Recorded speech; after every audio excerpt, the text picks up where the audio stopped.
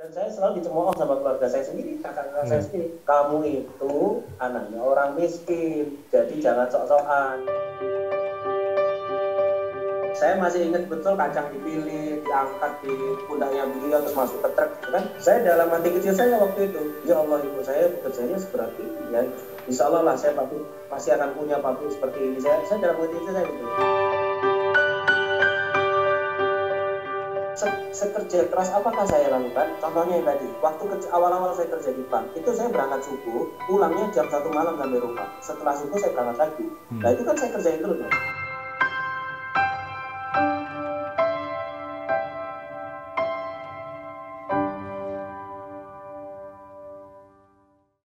Mau diwujudkan mas? Yeah. Nah, semoga aja waktu saya mati se-Indonesia doain saya mas. Oh gitu ya, amin amin.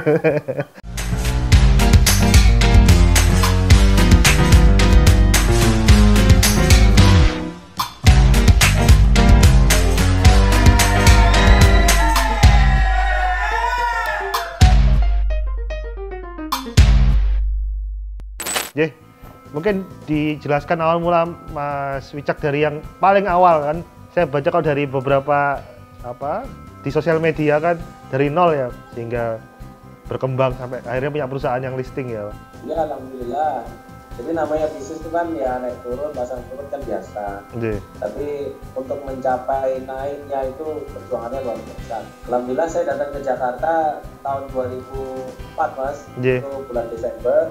Jadi modal saya cuma ijazah sama sendal jepit.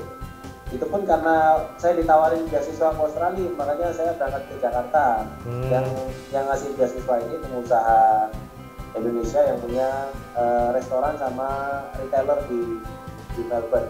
Nah, saya ditawarin beasiswa, saya dipaksa saya ke Jakarta. Alhamdulillah saya diterima di universitas di Melbourne. Karena saya orang miskin mas, jadi visa saya ditolak gara-gara saya nggak punya jaminan 200 juta.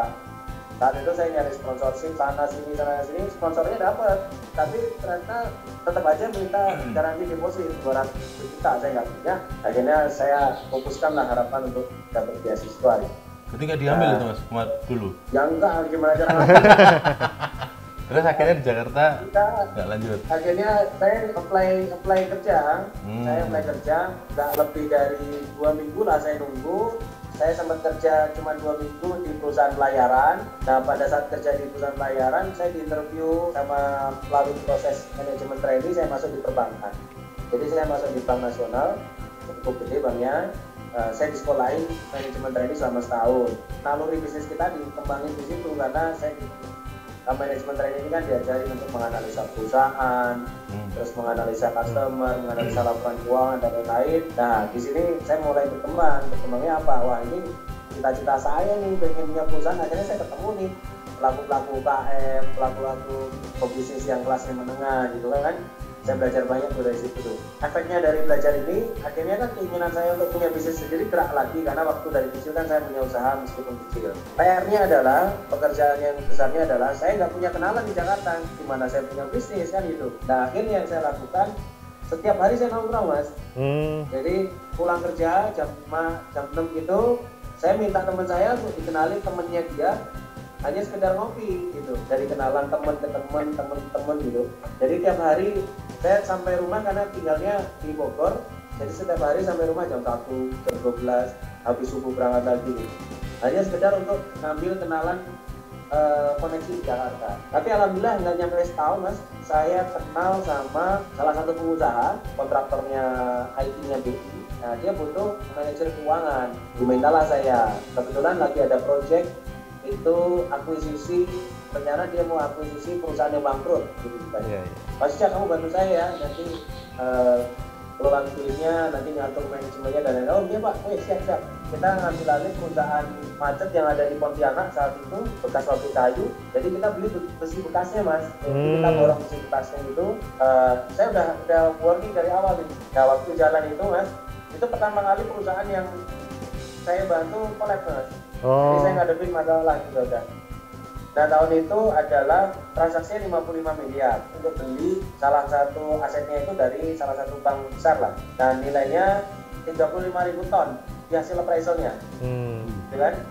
Nah walaupun bicaranya appraisalnya 35.000 ton, saya survei lah ke sana, diajak sama manajemen semuanya. Terus habis survei, saya ngomong di restoran, Pak, ini hitungan saya sih nggak nyampe 35.000 dengan kalkulasi begini. Ah, kamu bukan orang teknik, sok tahu banget sih. Ya udah, ini duitnya bapak loh, bukan duit saya loh. Kalau rugi ya urusan bapak. Ya nggak apa-apa, Richard, jalan aja, kamu masih anak baru. Oh iya, siap deh. Nah, habis itu saya terjunin nih mas, saya terjunin, dihitung detail mas, ternyata hitungannya dia tidak meleset dari hitungan saya mas. Kita udah DP mas, kita udah DP kemana, habis hampir 2 atau 3 M lah gitu DP-nya. Habis itu, karena hasil reviewnya kita segitu, saya ngomong lagi, Bapak mau ambil resiko besar ini atau kita berhenti? Wah, oleh itu habis itu. Habis bapaknya hilang mas. Nah, bapaknya hilang, saya jadi tumpuan. Jadi hilang, ini karyawan kita belum dibayar karena uangnya udah terlanjur keluar semua itu, dan lain-lain kan. Nah, itu saya sambil kerja di bank mas. Itu masih kerja di bank itu mas? Masih kerja di bank. Nah, di situ jalan, akhirnya 3 bulan setelah online perusahaannya, saya pamit sama adiknya. Kalau kondisi begini terus, manajemen nggak kontrol, saya mohon resign. Terus kemudian, karena relasi saya di bank bekerja ini makin bagus, nah alhamdulillah ya saya berpartner dengan banyak orang mas. Bahkan saya dagang sapi pun pernah saya lakukan. Pagi pakai dasi, ya sore saya masuk pasar kambing mas sama sapi. Mentalnya luar biasa. Toko dasinya masuk pasar. Belum ke perikanan belum ya? Belum berbau perikanan. Perikanan ini saya mulai diinisiasi oleh teman saya, oleh saudara saya, teman-teman saya di Jawa. Jadi diinisiasi tahun 2005, jadi modalnya cuma 10 juta itu. Nah ini dagang ikan mas, dari Buana dijual ke Muara Baru. Nah terus kemudian 2007 dari pribadi berubah jadi CV. Nah pada saat saya masih belum secara operasionalnya aktif, saya sudah mendirikan beberapa perusahaan yang ada di Jakarta. Karena saya masih bankers ya mas, saya masih bankers sih. Waktu saya jadi bankers itu, saya sampai diginiin sama bos saya itu. Saya resign ya tahun itu, tahun 2009 ya.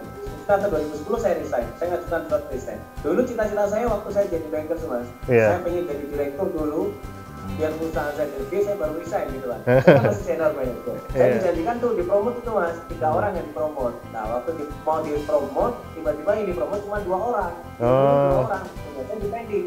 Padahal saya udah dipanggil sama GM tahun itu. Saya saking keselnya mas, saya langsung resign saat itu juga. Saya mengajukan resign pak, dan dipanggil sama direksi saya. Nah, waktu saya bekerja, saya selalu membagi alokasi waktunya begini mas. Saya bekerja dari pagi sampai sore gitu ya. Nah, saya hitung nih 8 jam. Kadang-kadang saya datang itu mas sebelum kopi datang mas. Jadi saya datang sebelum kopi datang, saya udah mulai kerja tuh. Tapi saya siang udah pulang mas, dengan alasan apapun juga. Saya ketemu klien. Marketing gitu ya. Nah, begitu pula kalau saya ada rapat lagi untuk urusan saya sendiri, saya rapat dulu, saya datangnya siang. Nah, tapi pulangnya saya malam mas, jam 9, OB belum pulang, tinggal 1 orang, saya belum pulang mas. Itu yang lain udah sepi kantornya, karena saya selalu menyelesaikan pekerjaan saya dengan clear gitu. Jadi waktu saya bekerja ini mas, GM saya naiknya mobilnya Altis, saya naiknya mobil Mercy mas. Ya. Saya agak tertarik dengan kesiapan mentalnya jenengan mas. Jadi kalau yang saya gali dari informasi mengenai jenengan kan ada banyak informasi dulu jenengan kan perjalanan hidupnya cukup berat gitu mas ya. Yang saya mungkin dengan latar belakang orang tua yang kurang mampu gitu ya mas. Nah biasanya kurang mas, nggak mampu. Oh iya siap. Memang mesti. Nah biasanya mas, dengan latar belakang begitu kan jenengan bisa kerja di bank aja kan cukup bersyukur, dan biasanya mindsetnya kan mindset pegawai gitu ya mas ya. Kenapa jenengan masih punya punya mental sampai pengen jadi pengusaha gitu mas? Artinya apa yang bikin menggerakkan Mas Wicak ketika itu aku pengen bisnis aja daripada segera jadi pegawai gitu? Target utama sebenarnya cuma satu mas, mengentaskan kemiskinannya kita sendiri mas. Nah itu target utamanya. Kenapa? Karena saya waktu kecil umur 5 tahun saya diajak kerja ibu saya tuh masuk ke pabrik. Ibu saya buruh mas, buruh pabrik kacang mas. Nah saya masih ingat betul kacang dipilih, dikasih di dalam tampah, dipilih, terus masukin karung, diangkat di pundaknya beliau, terus masuk ke truk gitu kan. Saya dalam hati kecil saya waktu itu, ya Allah ibu saya bekerjanya seberat ini ya. Insya Allah lah saya pasti akan punya pabrik seperti ini. Saya dalam hati kecil saya betul. Itu 5 tahun ya mas? Umur 5 tahun ya mas? Nah, terus akhirnya waktu SMA itu keinginan saya muncul lagi mas. Oh iya, dulu saya punya keinginan saya mau jadi pengusaha gitu. Makanya saya dari kecil kan dagang. Waktu kuliah pun juga sama, saya dagang terus mas.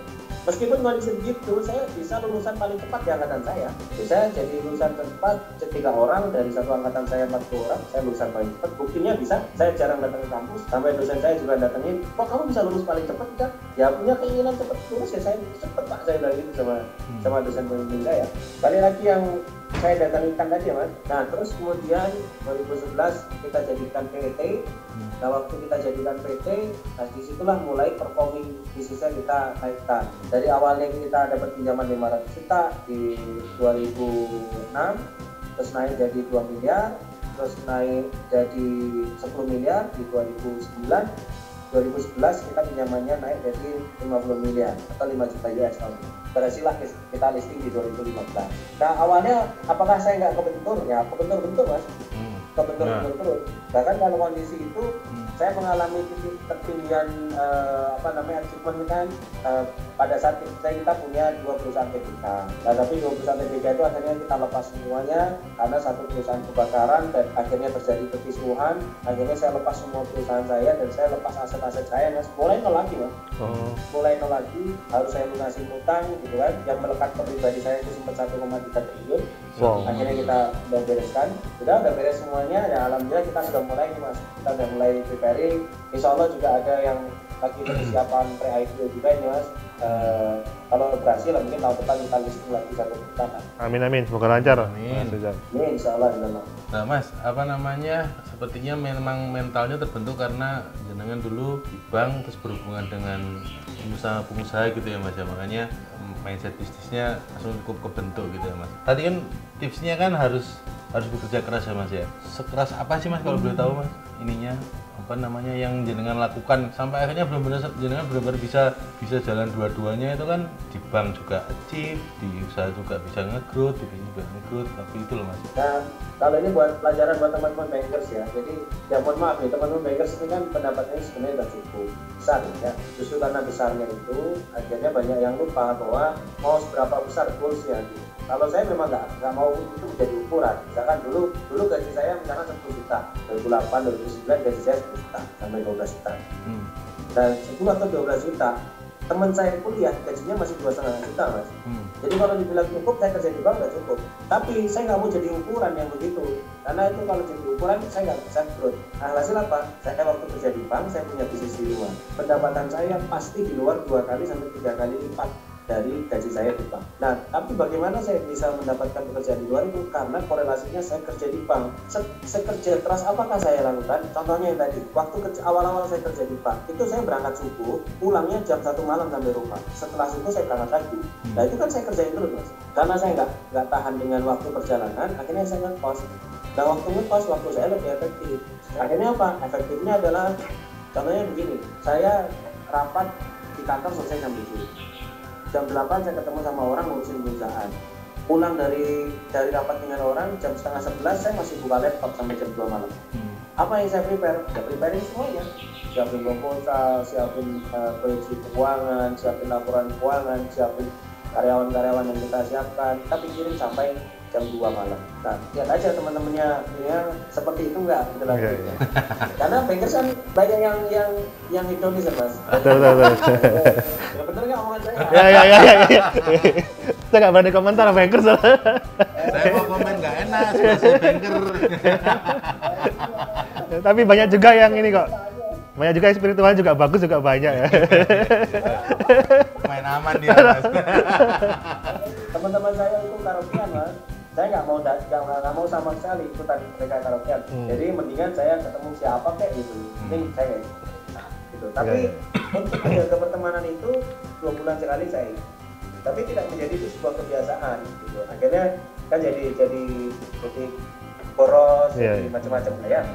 Itu yang saya lakukan ya. Jadi sebegitu kerja kerasnya, akhirnya apa? Akhirnya di satu sisi saya bisa the best achievement, saya bisa beli mobil Mercy, sekelasnya GM saya masih pakainya mobilnya Alphys. Nah itu contohnya begitulah. Iya. Ada best effort ya ada hasil ya. Mas Wicak tadi ada poin kan kunci sebenarnya semua adalah membangun relasi ya, membangun jaringan ya. Kira-kira komunikasi yang efektif, terus kira-kira komunikasi yang bisa meyakinkan relasi ataupun rekan itu seperti apa ya? Karena kan masalah juga ada waktu, ada masalah juga apa? Ada komitmen di situ yang poin-poin yang mungkin harus disampaikan dari Mas Wicak ya ke relasi-relasi tadi itu ya. Waktu dulu apa sekarang? Ya dulu. Kalau sekarang kan sudah kuat. Kalau dulu kayaknya gini Mas, saya ketemu sama orang nih Mas, misalkan pengusaha siapa. Jadi saya tawarin ke mereka itu, saya nggak minta sesuatu Mas, wallahi saya nggak minta sesuatu. Jadi saya datang ke orang itu, Pak, apa yang bisa saya bantu ya Pak? Bapak nggak perlu bayar saya, tapi saya pengen belajar dari Bapak. Jadi cuma itu kuncinya Mas. Saya bisa bantu apa? Saya bisa bantu apa? Meskipun Bapak nggak bayar saya. Nah akhirnya kan, nanti lancar gitu kan diskusi sekali, 2 kali ketemu. Nah dia kan pasti tanya sesuatu, Cak punya ini nggak? Oh saya carikan Pak. Gitu. Jadi berkeinginan untuk membantu orang itu dulu yang saya katakan di depan. Nah akhirnya kalau kita sudah bantu dan berhasil bantuan kita tanpa dibayar serupiah pun, kira-kira pasti ada sesuatu yang ditawarin ke kita nggak? Nah itu proven itu yang saya bentuk Mas, itu yang saya bangun dari dulu. Kan kebanyakan orang kan wali piro dulu. Iya. Kalau saya enggak lah, saya ngasih apa dulu. Saya dulu juga sering, saya dulu kan juga sales Mas. Itu ketika ketemu konsumen itu ya kadang-kadang ngomong di luar hal itu, Pak ada yang bisa saya bantu apa Pak ya, pokoknya nyari apa.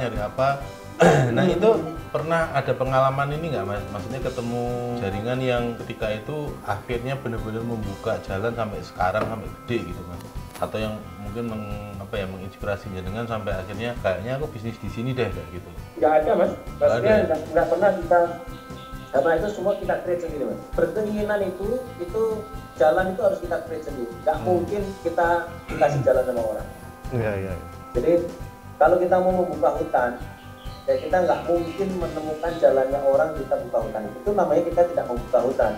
Dan kalau membuka hutan itu berarti kita harus membuat jalannya sendiri, itu namanya membuka hutan. Kan sama, saya datang ke Jakarta kan nggak punya siapa-siapa. Akhirnya saya babat alas, akhirnya saya buka hutan sendiri dengan membuat jalan sendiri gitu. Dengan proven yang sudah kita lakukan, akhirnya orang yang lain lah yang datang ke kita Mas. Tadi Mas Wicak, tadi pas poin Mas Wicak resign itu kan belum terlihat alasan yang paling kuatnya ya, selain mungkin tadi yang masalah promosi tadi yang guyonannya tadi. Tapi sebenarnya apa yang bikin yakin bahwa itu adalah titik poin Mas Wicak nih masuk ke dunia usaha yang lebih firm atau jadi pengusaha ya, pas resign dari bank tadi?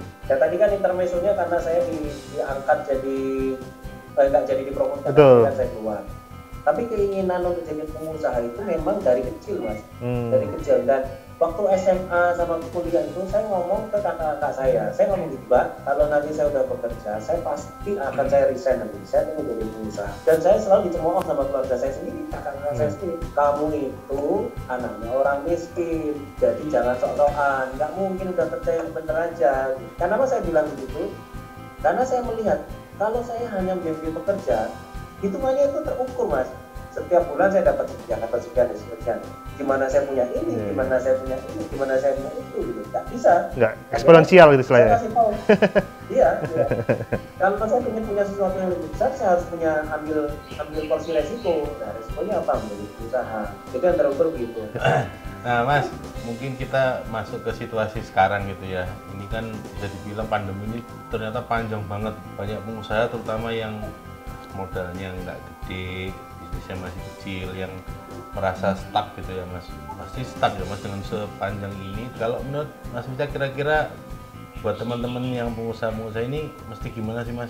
Ya aksi manuver harus dilakuin sih Mas. Kalau nggak aksi manuver, kalau kita nunggu keadaan sih nggak mungkin lah. Karena penyakit ini kan unpredictable. Waktu bicara unpredictable itu, bisnis ini kan nggak bisa kondisinya harus berhenti di putaran yang sama. Selalu ada muncul celah di saat ada kegentingan dan di saat ada sebuah bencana. Jadi kalau mau jadi pengusaha yang tulen ya harus melihat celah itu. Aksi-aksi bermanuver inilah yang penting sekali. Mas Wicak, yang menarik kan saya lihat juga Mas Wicak ini aktif di organisasi keislaman, terus juga beberapa kegiatan sosial. Sisi spiritualnya Mas Wicak ini lagi bergerak kayak. Mungkin bisa mungkin disampaikan apa yang shifting sekarang jadi pengusaha, juga aktif sebagai filantropis. Mungkin apa yang mau diwujudkan dari Mas Wicak sebenarnya? Mau diwujudkan Mas? Yeah. Nah, Semoga aja waktu saya mati se-Indonesia doain saya mati. Oh gitu ya, ya amin amin. Kebetulan saya ketua umum Serikat Nelayan Nahdlatul Ulama, alhamdulillah kita juga sudah ada di setiap provinsi, ada 400 kabupaten kota, jadi jaringan kita sudah terbentuk. Karena target utama kita adalah social movement, jadi mau tidak mau ya kita bergeraknya di sosial. Selain dari kegiatan sosial kita yang pribadi, contoh kemarin sama Tahan Mutar, itu juga lumayan vital gitu kan. Nah ini juga akan kita duplicate ke beberapa kota. Mungkin terakhir mungkin ada message buat teman-teman yang lihat, terutama teman-teman yang UKM yang pengen shifting naik kelas kayak usaha-usahanya Mas Wicak, atau mungkin UKM yang mau bertahan di kala pandemi, seperti apa mungkin message dari Mas Wicak buat teman-teman? Kalau pesan saya yang terakhir sih nggak perlu khawatir mengenai kondisinya sekarang. Karena sekali lagi Allah itu sudah menjamin rezekinya sesuai dengan kapasitas makhluknya. Ya jangan khawatir tidak bisa makan. Ya. Saya sudah rasakan kok Mas. Saya sempat punya aset sekian triliun, habis semuanya nol. Dari naik mobil Lamborghini, naik mobil Avanza lagi. Nah sekarang lo kayak mulai naik lagi ya. It's okay lah, it's no problem lah. Kalau kekhawatiran kita terus memuncak, ya nggak akan jadi barang apa-apa. Kekhawatiran itu dikonversi menjadi sebuah spiritnya itu dikonversi menjadi sebuah pekerjaan dikonversi lagi menjadi sebuah nilai ekonomi, gitu. Kurang lebihnya begitu Mas. Iya, luar biasa Mas Wicak, terutama menjaga spirit itu kan nggak gampang ya, kondisi naik turun, terus mungkin tadi istilahnya memohon kepada Allah, jadi fokus sehingga posisinya nggak pernah mengeluh, istilah yang bahasa Jawanya nggak pernah mengeluh. Sekali lagi terima kasih dari Ayah Apa buat Mas Wicak, semoga nanti ke depan diskusi-diskusi yang lain. Monggo. Semoga ke depan nggak diskusi, diajak bisnis. Oh, diajak bisnis. Iya. Atau ngajukan proposal. Iya. Jangan cuma diskusi, diajak bisnis. Iya. Matur nuwun banget. Terima kasih Mas Wicak. Semoga sehat-sehat selalu sekeluarga. Salam buat keluarga juga Mas. Semoga nanti IPO berhasil ke depannya, yang perusahaan yang ke depan. Terima kasih. Wassalamualaikum warahmatullahi wabarakatuh. Assalamualaikum Mas.